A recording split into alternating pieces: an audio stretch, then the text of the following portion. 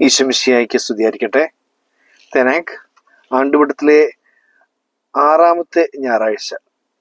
നമ്മൾ ഈ ആഴ്ചയിൽ തപസ് കാലത്തിലേക്ക് പ്രവേശിക്കുകയാണെന്ന് നമുക്കറിയാം. ഈ 6ാമത്തെ ആഴ്ചയിലെ വചനഭാഗങ്ങളെല്ലാം തന്നെ നിയമവുമായി ബന്ധപ്പെട്ടതാണ്. നമ്മൾ 1ാമത്തെ വായനയിൽ നിയമനിഷ്ഠയെക്കുറിച്ച് പറയുന്ന ഭാഗമാണ് നമ്മൾ പ്രഭാഷകന്റെ പുസ്തകത്തിൽ നിന്നും വായിക്കുന്നത്. അതിൽ വളരെ വ്യക്തമായിട്ട് പറയുന്നൊരു കാര്യമുണ്ട്. മനസ്സ് വെച്ചാൽ നിനക്ക് കൽപ്പനകൾ പാലിക്കാൻ സാധിക്കും. തീരുമാനിക്കേണ്ടത്, അത് കഴിഞ്ഞ് അടുത്ത വരി പറയുന്നതിനാണ് തീരുമാനിക്കേണ്ടത് നീയാണ്. വീണ്ടും അടുത്ത വരി പറയുന്നതിനാണ് ഇഷ്ടമുള്ളത് എടുക്കാം. ഞാൻ അതിൻ്റെ ചില വാക്കുകൾ മാത്രം എടുത്തേ ഉള്ളൂ. വാക്യം ഇങ്ങനെയാണ് യഥാർത്ഥത്തിൽ: മനസ്സ് വെച്ചാൽ നിനക്ക് കൽപ്പനകൾ പാലിക്കാൻ സാധിക്കും. വിശ്വസ്തതാപൂർവ്വം പ്രവർത്തിക്കണമോ വേണ്ടയോ എന്ന് തീരുമാനിക്കേണ്ടത് നീയാണ്. അഗ്നിയും ജലവും അവിടുന്ന് നിന്റെ മുമ്പിൽ വെച്ചിരിക്കുന്നു, ഇഷ്ടമുള്ളത് എടുക്കാം. ഇതിനകത്ത് ഈ 3 കീ വേർഡ്സ് എന്നൊക്കെ പറയാവുന്ന രീതിയിൽ, താക്കോൽ പദങ്ങൾ എന്നൊക്കെ പറയാവുന്ന രീതിയിൽ ഇതെടുക്കാം. ഒന്നാമത്തേതാണ് മനസ്സ് വെച്ചാൽ നിനക്ക് കൽപ്പനകൾ പാലിക്കാം. മനസ്സ് വെച്ചാൽ.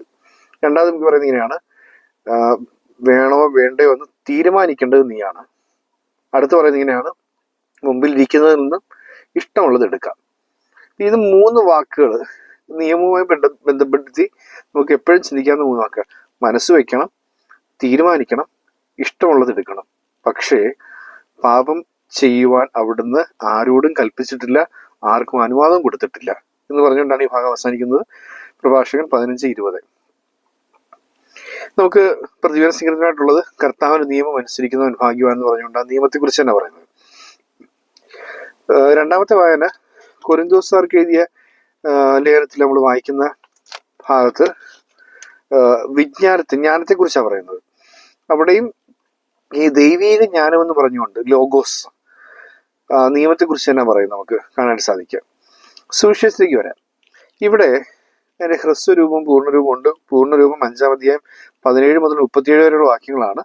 പക്ഷെ അതിങ്ങനെ ഡീറ്റെയിൽഡ് ആയിട്ട് 3 പാപങ്ങളെ കുറിച്ച് പറഞ്ഞു പോകുന്ന അതിന്റെ വിശദീകരണങ്ങളാണ് ഉള്ളത്. പക്ഷെ ആ വിശദീകരണങ്ങൾ വിട്ടുകളഞ്ഞിട്ട് 5-ാം അധ്യായത്തിൽ 20 മുതൽ 22 വരെയും 27 മുതൽ 28 വരെയും 33 മുതൽ 34 വരെയായിട്ടുള്ള 3 ചെറുഭാഗങ്ങളായിട്ട് എടുത്ത് അതിന്റെ ഹ്രസ്വരൂപം പറയുമ്പോൾ 3 കൽപ്പനകളെ കുറിച്ചാണ് അവിടെ പറയുന്നത്.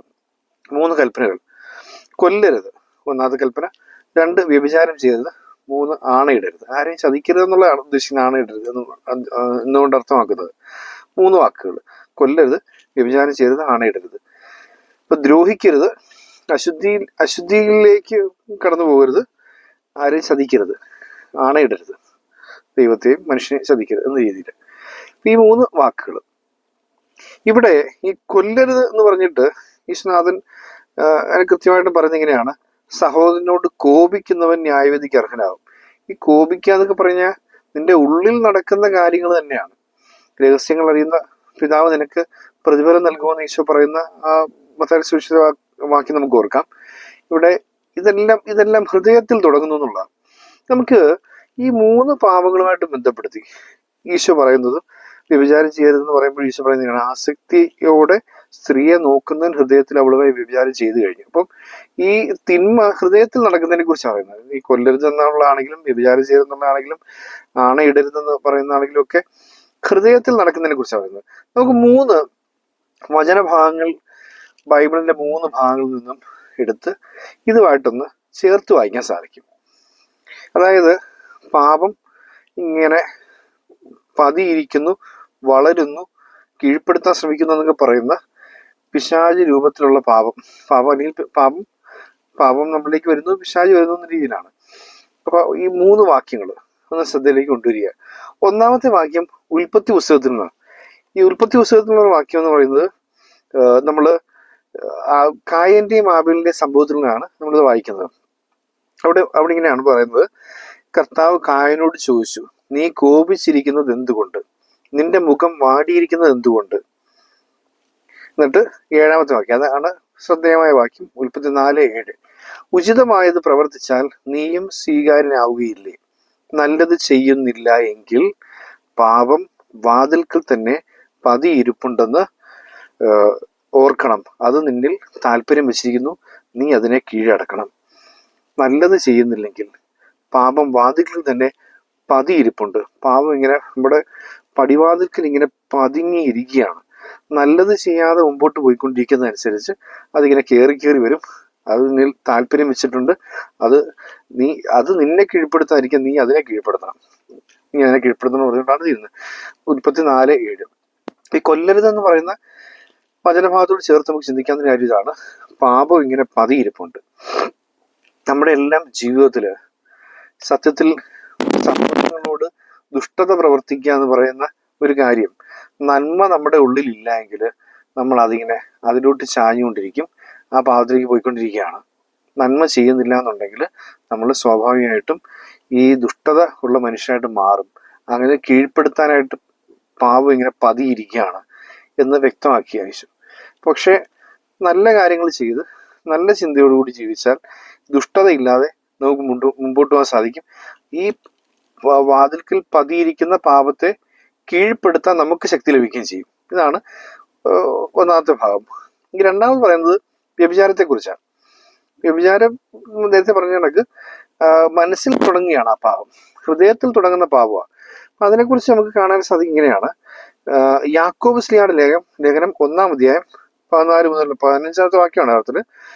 14-ാമത്തെ വാക്യം ഇങ്ങനെയാണ്: ഓരോരുത്തരും പരീക്ഷിക്കപ്പെടുന്നത് സ്വന്തം ദുർമോഹങ്ങളാൽ വശീകരിക്കപ്പെട്ട് കുടുക്കിലാകുമ്പോഴാണ്.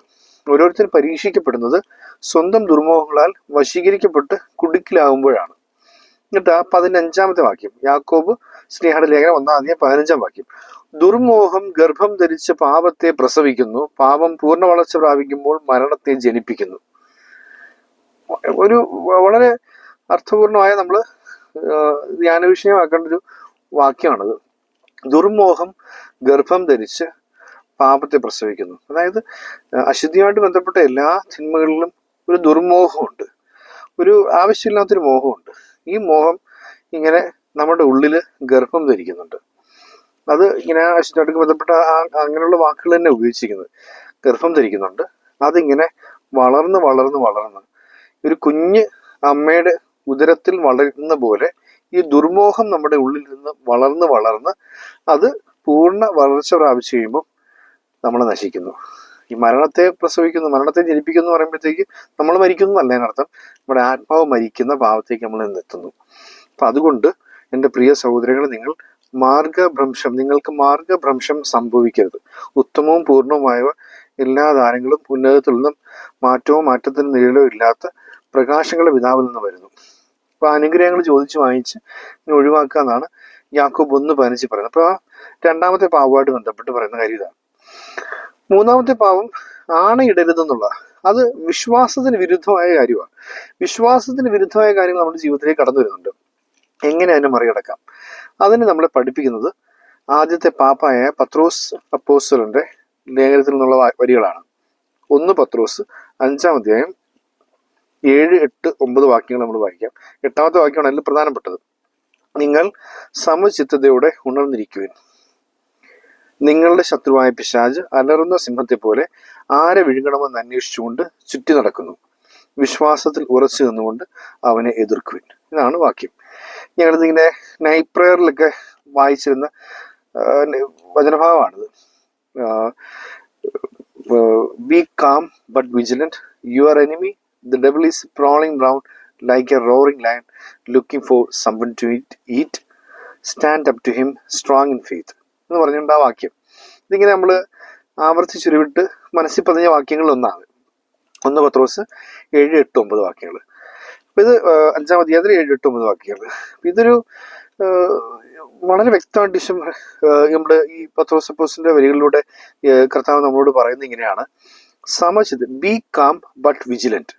സമചിത്തമായിരിക്കുക, സ്വസ്ഥമായിരിക്കുക, പക്ഷെ ജാഗ്രത ഉണ്ടായിരിക്കുക, ഉണർന്നിരിക്കുക.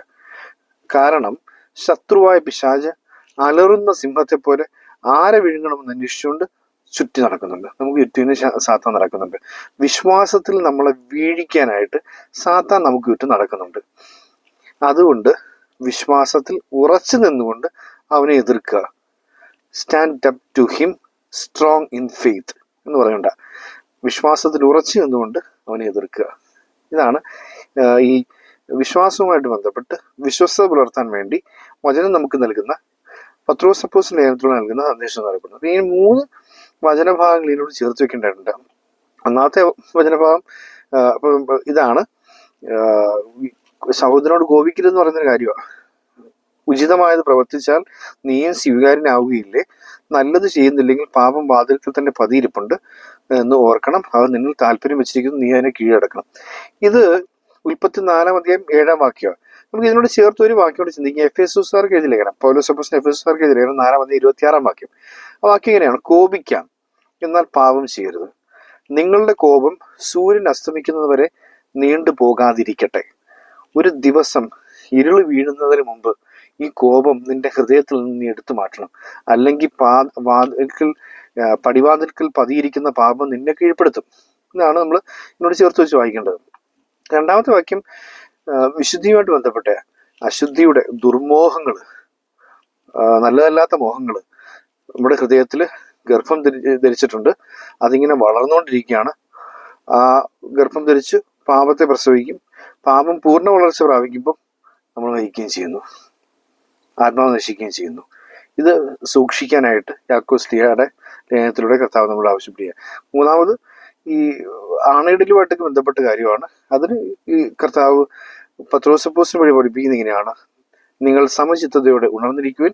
നിങ്ങളുടെ ശത്രുവായ പിശാച് അലർന്ന സിംഹത്തെ പോലെ ആര് വിഴുങ്ങണമെന്ന് അന്വേഷിച്ചുകൊണ്ട് ചുറ്റി നടക്കുന്നു. വിശ്വാസത്തിൽ ഉറച്ചു നിന്നുകൊണ്ട് അവനെ എതിർക്കുവിൻ. ഈ 3 നമ്മൾ കാണുന്ന കാര്യം ഇതാണ്.